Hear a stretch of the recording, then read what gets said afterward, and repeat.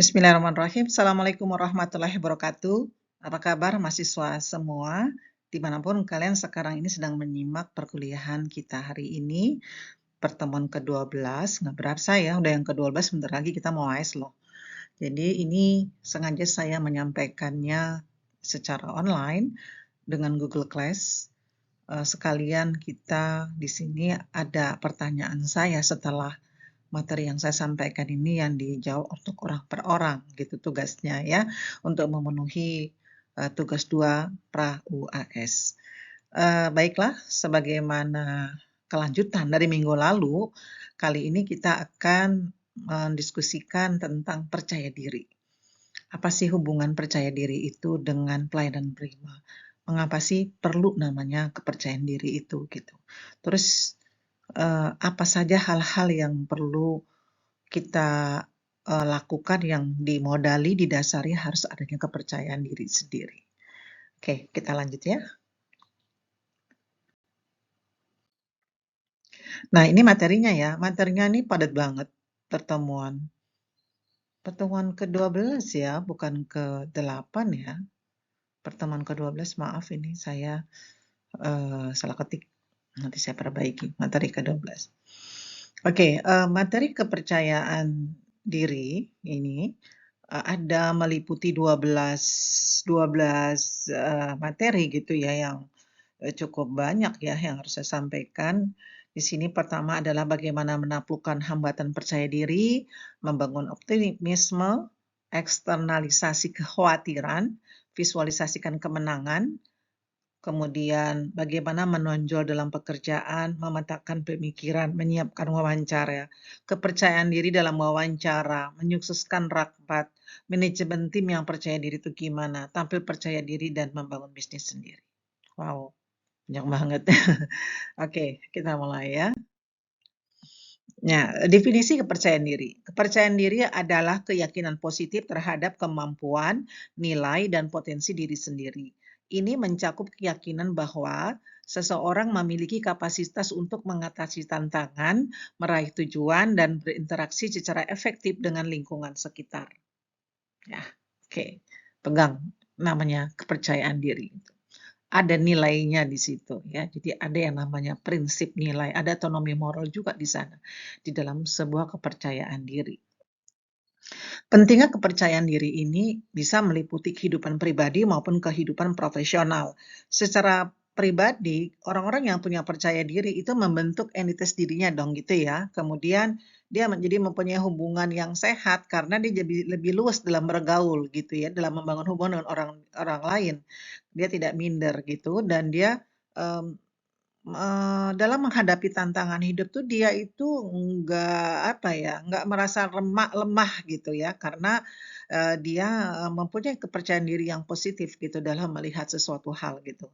Dan secara profesional, ya tentunya ini berpengaruh antara pribadi ke profesional. Nah, secara profesional, eee, kepercayaan diri ini, bisa membangun produktivitas yang tinggi, ya. Iya dong gitu kan, kalau dia, pede banget dia nggak sungkan jadi orang marketing misalnya gitu, dia berani, membangun hubungan-hubungan bisnis, mencari peluang-peluang bisnis pemasaran gitu ya. Kalau dia bayangin aja kalau dia nggak pede jadi orang marketing, dia nggak pernah mau keluar, nggak pernah mau melangkah gitu ya, karena kok takut aja gitu. Kemudian karirnya akan berkembang ya, orang-orang yang percaya dirinya bagus itu, dia tidak takut gitu dibully, tidak takut, orang-orang menilai dia buruk. Nggak perlulah orang-orang tuh mengetahui, semua tentang hati dan jiwa kita gitu ya. Kita itu juga perlu punya prinsip hal-hal yang cukup kita saja yang tahu dan pencipta kita gitu ya, atau mungkin orang yang terdekat kita seperti orang tua kita gitu ya. Nggak semua orang tuh mengetahui bagaimana sebenarnya kita juga punya kelemahan gitu, ya dipede-pedein aja gitu ya. Kemudian kepemimpinan yang efektif ya otomatis, percaya diri itu bisa memotivasi tim gitu ya, dan dalam pelayanan prima itu kan juga tim kerjanya. Jadi kepercayaan diri itu sangat banget dibutuhkan. Nah, terus bagaimana menaklukkan, hambatan percaya diri? Pertama, di sini kita harus mengidentifikasi hambatan itu apa gitu ya, dengan mengenali faktor-faktor yang menghambat kepercayaan diri seperti ketidakpastian, ketakutan, kegagalan, atau pengalaman negatif masa lalu. Jadi kita tuh harus, menulis, menyusun gitu ya, mereka ini kira-kira menganalisis, mengintrospeksi atau muhasabah atau apalagi istilahnya ya, dia itu merenungkan dirinya, terus kira-kira nih apa sih sebenarnya, penyebab dari saya tuh nggak pede gitu ya, bagaimana saya ini harus bisa melawan kekurangan, kelemahan diri saya ini gitu. Dengan dia, eee, melihat hal-hal yang menjadi dia itu jadi kayak orang yang bingung, bimbang untuk mengambil suatu keputusan, dia takut, ya gitu. Itu kan bagian dari hal-hal yang, bisa mempengaruhi gitu ya secara psikis. Jadi kita harus lihat dulu gitu dan itu hanya diri kita sendiri yang bisa mengetahuinya. Kemudian kedua, kita mengatasi ketidakpastian dan rasa takut tadi, kekhawatiran tadi dengan melibatkan satu, kita harus punya tujuan yang jelas dan terukur untuk memberikan arah dan fokus sebenarnya tujuan kita tuh apa. Kalau kita dalam pelayanan prima, tentunya kita punya tujuan ya untuk meraih bagaimana kita ini goal setting gitu ya. Ada usaha-usaha kita itu tercapai tujuannya, bisnis kita itu goal gitu, ada kerjasama gitu ya, ada kepercayaan dari klien gitu ya, ada kerjasama yang bagus dengan sesama karyawan. Nah, makanya diperlukan dulu sebenarnya kok mana kita kembali kepada masalah pribadi, sebenarnya tujuan lo hidup tuh apa sih gitu kan. Nah, harus kita jelas, emang kamu kok jadi galau, jadi takut, kamu jadi seperti bimbang dan bingung dan merasa kayaknya, jutek banget gitu ya. Nah, ini kita harus tentukan gitu kan, setelah kita mengidentifikasi permasalahan kita itu sebenarnya apa, kita menentukan semua tujuan kita tuh apa, secara pribadi dan secara profesional gitu kan.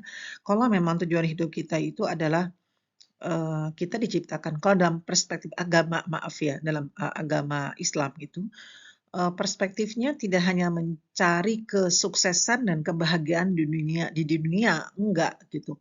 Kita itu lebih diarahkan bagaimana hidup itu sebenarnya untuk menjalani hidup tuh untuk berbakti, untuk beribadah, tujuannya adalah untuk kembali pulang gitu dengan selamat kita gitu ya, sukses di akhirat nanti. Jadi dunia tuh untuk dilampauin aja. Jadi tujuan kita dalam hidup seperti itu. Ya, kalau stoikisme gitu ya, ada teori stoikisme kalau pernah dengar stoik, teori stoik namanya, itu bagaimana orang tuh hidup cukup sukses dan bahagia. Is a real life gitu, ya. Nah, beda gitu ya. Kita ada dimensi akhir yang menjadi hal-hal kesuksesan kita. Kita harus sukses dunia dan akhirat gitu. Dan lebih besar adalah bagaimana kita sukses di akhirat ya. Karena kita menjalani hidup itu hanya sebuah perjalanan untuk bagaimana hidup bermanfaat, hidup kita tuh berkah, umur kita tuh bermanfaat sehingga kita nanti tujuan akhir kita dalam hidup itu adalah kita kembali kepada pencipta kita dengan selamat gitu. Setelah kita mempunyai prestasi yang banyak dalam dunia ini. Dan di situ ada ujian-ujian gitu ya, yang kita harus kuat, ya rasa takut, nggak pede itu bagian dari ujian, hidup kita sebenarnya, yang kita harus mampu melampauinya gitu ya. Kemudian meningkatkan pemahaman dan pengetahuan untuk mengurangi ketidakpastian, ya kita cari searching gitu, kira-kira apa sih yang bikin aku tuh nggak paham-paham gitu ya, kok aku tuh merasa tidak pasti, aku butuh kepastian, butuh kepastian gitu ya. Sesuatu itu kita harus coba mencari terminologinya, kita mencari di YouTube mungkin ya, gimana sih cara untuk memahami, meng meng meng-cash out ketidakpastian gitu ya. Terus kemudian mengambil langkah-langkah kecil untuk menghadapi ketakutan secara bertahap, membangun kepercayaan diri secara perlahan. Kalau kita sudah tahu ada petunjuk, arahan-arahan bagaimana kita itu, punya percaya diri, misalnya kita harus punya tujuan dan niat itu kan harus disertai dengan langkah, ya. Nah, habis itu kita ya berserah dirilah, kita doa gitu kan, kita nggak tahu lagi, itulah kemampuan maksimal kita gitu, untuk melakukan. Kita nggak bisa juga, memaksakan gitu ya, kehendak kita gitu, untuk selalu semua itu terpenuhi. Sehingga kita berproses ya untuk itu.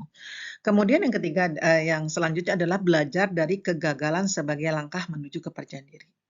Ya, mana ada sih kita itu mau selalu sukses, pasti ada lah yang namanya gagal-gagal gitu ya. Nah, untuk itu ya namanya hidup, kadang kita jatuh bangun juga gitu ya dalam hal apa aja mungkin yang kita itu, sesuatu yang tidak sampai gitu ya, terpenuhi ya. Di sini kita, berusaha untuk melihat kegagalan sebagai kesempatan untuk belajar untuk meningkatkan diri. Kita belajar dong dari kegagalan kita itu agar kita itu bisa mengambil hikmahnya gitu ya, untuk kita lebih memperbaiki diri, "Udahlah aku nggak mau lagi, aku harus sadar bahwa ini ada satu kesalahan dan ini nggak boleh terjadi lagi," gitu ya. Kemudian menganalisis penyebab kenapa aku gagal, ya, kemudian mengidentifikasi pelajaran yang dapat diterapkan untuk masa depan gitu ya. Kenapa ya? Oh mungkin aku terlalu bucin gitu. Aku atau terlalu di sana rendah diri jadi orang. Padahal kita itu jelas sejajar dengan manusia lain. Kita itu diciptakan tuh sama setiap manusia itu. Yang membedakan tuh hanya masalah takwanya aja gitu ya. Membedakan tuh hanya masalah prestasi pencapaiannya gitu. Tapi intinya dasar modalnya kita sama-sama manusia sama dong. Jadi kita tuh nggak pernah minder. Kemudian menggunakan pengalaman kegagalan itu untuk mengidentifikasi untuk pengembangan diri kita, ya. Jadi seperti sekarang kita belajar tentang pelayanan diri dan pengembangan diri ini, pelayanan prima dan pengembangan diri adalah untuk belajar kalau kita gitu kan, ada menyampai sesuatu yang belum mampu terpenuhi gitu ya. Nah dan ini bisa menjadikan satu, hal kita pelajari dong gitu ya, untuk ke depannya bagaimana. Oke, kedua, membangun optimisme. Optimisme adalah kunci untuk mempertahankan semangat positif dalam memberikan pelayanan. Kemudian pelayanan prima perlu membiasakan diri melihat sisi positif, merayakan keberhasilan, dan menyebarkan pandangan positif kepada tim dan pelanggan. Optimis, yuk sama-sama dong kita sukses maju, kita harus punya saling bergandengan tangan, kita harus kompak gitu ya. Di sini kita harus kita bisa merayakan nanti keberhasilan kita itu bersyukur lah ya sebagai bukti syukur. Tindakannya adalah pertama, fokus pada pencapaian kecil dan sukses dalam pekerjaan dan atau kehidupan sehari-hari. Jadi kita membiasakan itu latihannya dari hal yang kecil gitu ya, sehari-hari tadi. Kemudian komunikasikan visi secara positif tentang masa depan dan manfaat dari usaha yang dikerahkan dan dorong tim untuk mencari solusi daripada untuk mengatasi masalah gitu ya. Nah di sini tentunya membangun optimisme ini ya menjadi satu modal penting gitu dalam tim kita, dalam memberikan pelayanan prima. Selanjutnya adalah eksternalisasi kekhawatiran. Eksternalisasi itu mengkomunikasikan kekhawatiran yang, di sini bisa membantu kita melepaskan beban mental atau menciptakan adanya keterbukaan gitu ya. Jadi pelayan prima itu perlu mendorong komunikasi terbuka dalam timnya, sehingga kekhawatiran dapat diidentifikasi dan diatasi bersama. Misalnya gini, kita punya target tuh berat gitu kan, target kita akhir tahun kita harus bisa mengumpulkan pendapatan income sekian miliar gitu. Bayangin aja, aduh gimana apakah saya mampu gitu ya. Jadi dia menjadi nggak kerja-kerja, dia merasa terbebani dan ini kan perlu dikomunikasikan. Jadi eksternalisasi itu dia mengkomunikasikan gitu ya, mencurahkan apa-apa yang menjadi hambatan-hambatan yang dia ini ya. Menciptakan lingkungan yang mendukung di sini dengan komunikasi yang terbuka dan dia harus jujur tentunya. Dan ini juga mengajarkan anggota tim untuk berbicara terbuka tentang kekhawatiran mereka dan, saling, check and give ya, memberikan masukan bersama. Dan kita juga perlu ya dalam secara pribadi yang namanya mengkomunikasikan kekhawatiran ini, kita juga, perlu dong ya gitu ya, agar kita itu tidak terjebak dengan keputusasaan ya. Saya berdoa jangan sampai gitu ya, kita itu kadang-kadang memang hidup tuh nggak segampang dan selalu seindah dengan harapan kita ya, karena namanya ujian hidup tuh ya memang di sana ada ujian-ujian seperti kalian kuliah. Kalian kuliah itu kan tidak langsung masuk, langsung jadi sarjana gitu ya. Tapi kalian itu kan, masuk juga melalui proses belajar, dengerin dosennya, dongeng, kemudian harus datang ke kampus, ngerjakan tugas, tugasnya banyak ya. Itu adalah bagian dari ujian-ujian yang, tentunya akan, menjadi sesuatu, bagian yang proses gitu ya. Jadi itulah hidup seperti itu juga. Maka dari itu, hal-hal kita perlu yang namanya bersosialisasi gitu ya. Kita harus punya sahabat, kita harus punya orang-orang yang kita percaya gitu ya, dan dia memang tidak ember ya, yang bisa menyimpan, rahasia kita juga sih gitu kan. Oke, saya lanjutkan lagi. Keempat, visualisasikan kemenangan. Jadi kalau di dalam tim itu gitu ya, misalnya kita pas kesuksesan gitu ya di sini, bagaimana kita bisa mensyukuri itu ya, dengan memvisualisasikan. Ini misalnya mendorong tim untuk membayangkan, memvisualisasikan kesuksesan. Biasanya tuh, mimpi dulu dong, kita mimpi dulu yuk. Kita bermimpi kita akan meraih ini gitu ya. Biasa kan kadang-kadang tuh motivator memberikan, "Bermimpi dululah kamu," katanya gitu kan. Kadang mimpi itu setidaknya punya mimpi gitu ya. Kemudian buat visi bersama tentang pencapaian tujuan. Visi misi itu kan sebenarnya juga bagian rencana, bagian mimpi juga, tapi di atas kertas ditulis gitu ya. Nah, rayakan pencapaiannya gitu ya, apapun yang sudah dilakukan secara maksimal, prosesnya apapun hasilnya kita, harus, menerimanya gitu ya, menerima dengan positif. Oke, selanjutnya adalah menonjol dalam pekerjaan. Menonjol dalam pekerjaan melibatkan pengembangan keterampilan dan reputasi yang positif. Pelayan perlima perlu memberikan dukungan dan pelatihan untuk memastikan bahwa setiap anggota tim memiliki keterampilan yang diperlukan dan diakui atas kontribusinya. Jadi menonjol dalam pekerjaan itu artinya dia menjadi selalu yang terbaik. Ya, dimanapun kalian itu berada, jadilah yang selalu yang terbaik gitu ya. Artinya secara tanggung jawab dia melakukan gitu ya, memenuhi gitu. Nah, tindakannya di sini adalah, seperti adanya pelatihan ya, mengembangkan keterampilan, kemudian bagaimana mendedikasikan tanggung jawab, masing-masing anggota diberi tanggung jawab ya, dan mengapresiasi capaian yang mereka peroleh ya. Kalau mereka tuh memang ada yang menonjol ya, ada yang mengerjakan yang, sudah mengerjakannya dengan baik, terbaik, ya kita harus menghargainya ya, seperti itu. Nah, selanjutnya adalah memetakan pikiran. Pemetaan pikiran membantu pelayan prima mengorganisir ide dan tujuan dengan jelas. Ini membantu tim fokus pada langkah-langkah konkret dan mengurangi kebingungan atau ketidakpastian yang dapat merugikan kepercayaan diri. Memetakan pikiran itu tindakannya diantaranya adalah menggunakan pemetaan pemikiran untuk mengorganisir ide dan tujuan, fokuskan pada langkah-langkah yang konkret, dan evaluasi. Ya, jadi kita perlu bikin mapping gitu kan, dalam kita memberikan pelayan prima itu, kita kan punya ide, punya tujuan gitu ya, yang harus kita itu di sana sudah susun mapping-nya, langkah-langkahnya gitu ya maksudnya. Jadi itu semua kita bisa fokus, kita punya pedoman, dan kita bisa mengevaluasinya. Selanjutnya adalah menyiapkan wawancara. Ya, menyiapkan wawancara, ini kelanjutannya ya.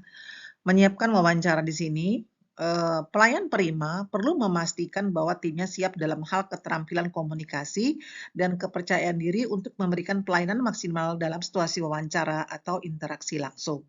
Tindakannya adalah di sini adalah, diberikan pelatihan seperti public speaking gitu ya, kemudian mengsimulasikan situasi wawancara itu, ya, kemudian mengajarkan bagaimana strategi menjawab pertanyaan. Jadi, ini perlu gitu ya menyiapkan wawancara dalam tim ini karena kita kadang kan presentasi gitu ya, kita itu misalnya untuk ngambil sebuah project itu kita akan ditanya gitu ya, diundang dan kita akan presentasi dan kita akan ditanya. Nah, bagaimana kita tuh menyiapkan dan tentunya kita, harus punya modal ya, harus punya kemampuan skill dalam public speaking gitu ya. Kita bisa menguasai situasi ya dan kita di sini, punya trik-trik untuk, menjawab gitu ya, kira-kira, hal-hal apa yang bagaimana menghadapi pertanyaan-pertanyaan gitu. Oke, selanjutnya adalah percaya diri dalam wawancara. Nah, di sini menunjukkan bahwa kepercayaan diri dalam wawancara merupakan faktor penting dalam memberikan pelayanan prima. Pelayanan prima Pelayan prima perlu memberikan panduan dan pelatihan kepada tim untuk meningkatkan kemampuan berkomunikasi dan membangun kepercayaan. Tindakannya adalah memberikan panduan tentang gesture, bahasa tubuh yang menunjukkan kepercayaan diri. Kita kemarin ya, masalah gesture sudah ya, masalah etiket. Berlatih ekspresi wajah, bagaimana senyum yang tulus gitu ya, wajah yang, selalu, ceria, empati gitu, tingkatkan kemampuan mau mendengarkan dan merespon, ya. Jadi di sini percaya diri itu juga bisa dilihat dari maksudnya dengan, gestur kita gitu. Kita tuh nggak kelihatan kayaknya demam panggung misalnya. Ketika kita bingung nih mesti ngomong apa, saya pernah ya ngadapin namanya demam panggung.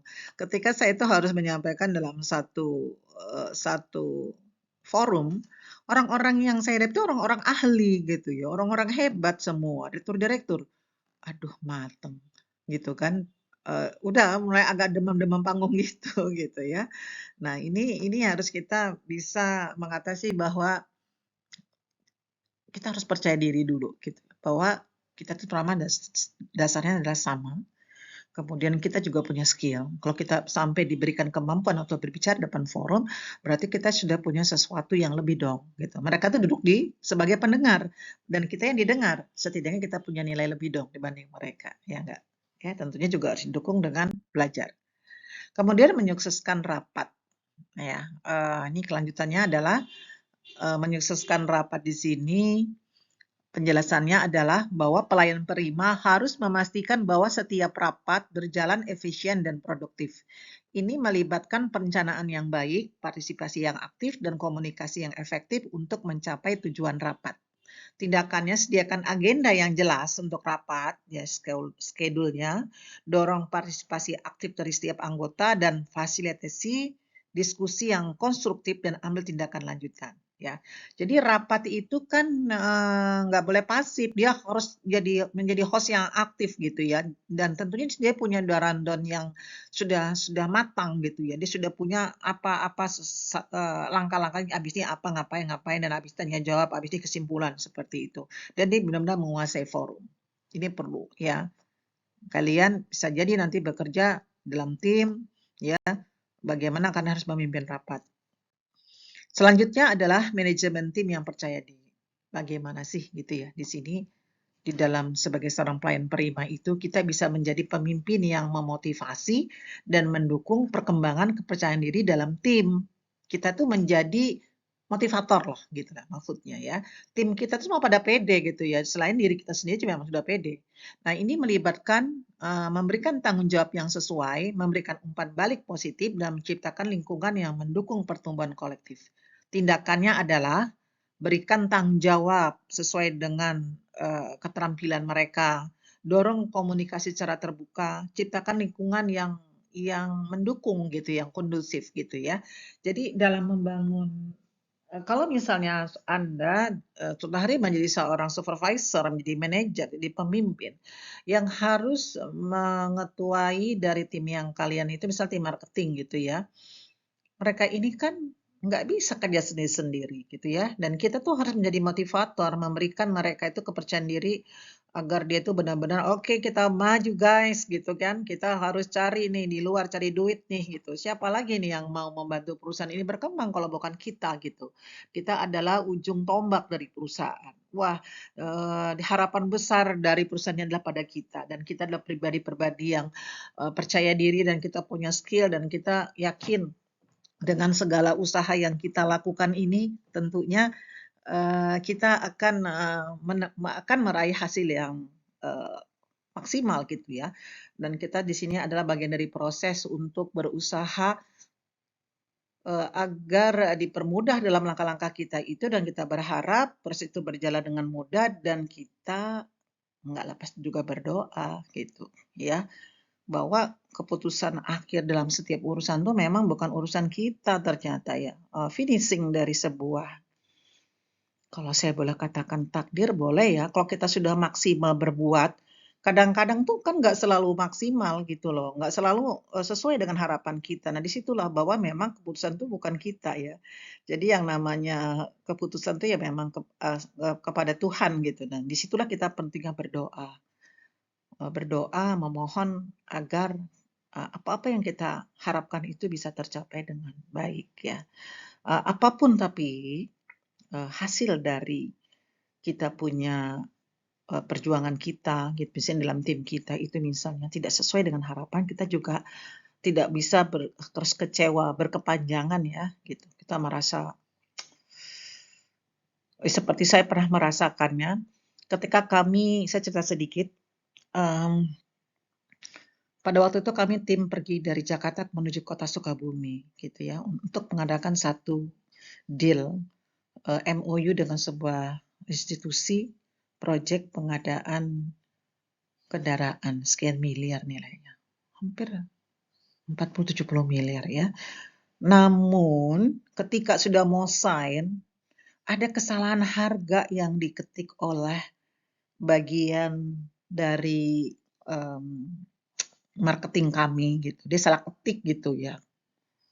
Dan saya juga kesalahan saya adalah saya tuh udah benar-benar percaya bahwa sekretaris beberapa orang ini sudah mengoreksi di finalnya tuh. Jadi ada tampaknya tuh malam tuh ada print ulang gitu, ada print ulang rupanya dia tuh ada kotak-katik atau mungkin sistem walau alam gitu ya. Ya mungkin istilah nggak rezekinya kali. Nah ketika kita udah mau sign, ternyata harganya kok beda gitu kan. Nah si pihak klien ini merasa, "Loh ternyata saya lihat, oh memang salah. Aduh kok salah? Oh ya Bu salah. Oh salah kita salah." Ya akhirnya gimana minta minta maaf. Nah, si klien itu melihat kita tuh nggak profesional, seakan-akan tuh ingkar janji. Loh ini kok ingkar sih? Kok nulisnya kemarin dealnya harganya misalnya 15 juta gitu.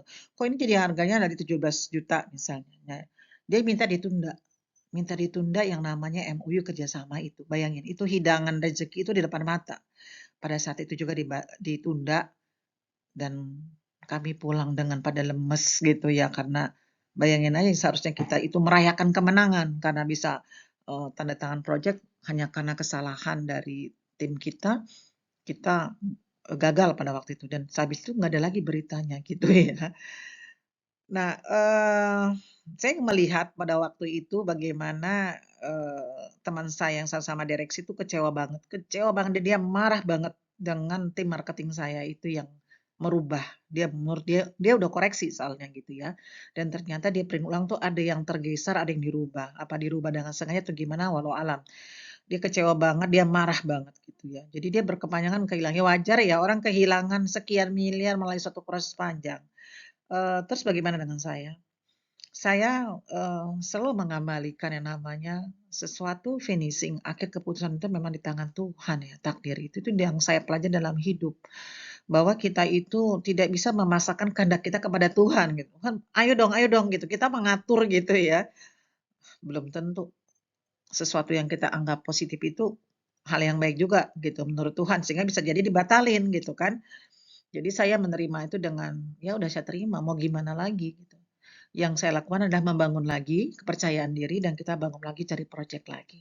Kita usaha lagi, kita berdoa lagi, berdoa lagi gitu dan mohon terus pertolongan gitu ya. Bahwa hidup ini kita nggak bisa gitu mengandalkan diri kita sendiri dan tim gitu ya. Kita tetap punya ketergantungan hidup itu dengan Tuhan. Itu perlu ya jadi pegangan buat kalian semua ya. Kita nggak bisa sok-sokan hidup mampu dan pede dengan diri kita sendiri. Kita harus pede juga harus dengan ada bantuan dari Tuhan, ya, itu pengalaman saya sampai hari ini, yang saya hadapi. Oke, kurang 2 lagi. Selanjutnya ada tampil percaya diri, ya, percaya diri ada kunci ya di sini dalam, untuk memberikan pelayanan pria memang, percaya diri seperti dari awal gitu. Jadi kita secara gesture, komunikasi kita, fisik kita tuh kan semua ya dari kemarin bagaimana beretiket ya, itu kan diajarkan bagaimana mendukung agar kita percaya diri. Kemarin saya sudah jelaskan ya masalah percaya diri ini. Oke, dan ini yang terakhir. Dari keseluruhan ini, dalam pelayanan prima ini, pelayanan prima itu perlu memiliki semangat wirausaha dan kreativitas. Jadi gini, kita tuh juga ternyata nggak melulu harus jadi pelayan terus gitu ya. Kita kita kita juga harus mendorong tim kita untuk punya inovasi, kemudian kita juga, eee, menjadikan sumber daya kita itu bisa mengembangkan keterampilan wirausahanya, memberikan dukungan dalam menghadapi ketidakpastian bisnis. Nah, itu saya katakan bahwa kita itu tidak bisa berpegang kepada bisnis itu 100% gitu tuh nggak bisa, seperti tadi yang saya alami. Ya, udah namanya makanan tinggal di depan mata, kalau bukan rezekinya ya nggak pernah dia akan datang kepada kita. Kalau sesuatu itu memang rezeki kita, Dimanapun kita berada, kita dicari gitu sama rezeki itu. Ini ada bagian untukmu, dicari-cari gini, "Ini ada bagian rezeki kamu loh. Jauh banget kamu datang dari mana gitu hanya untuk mengirimin saya rezeki." Ya, karena itu udah memang rezeki saya gitu kan.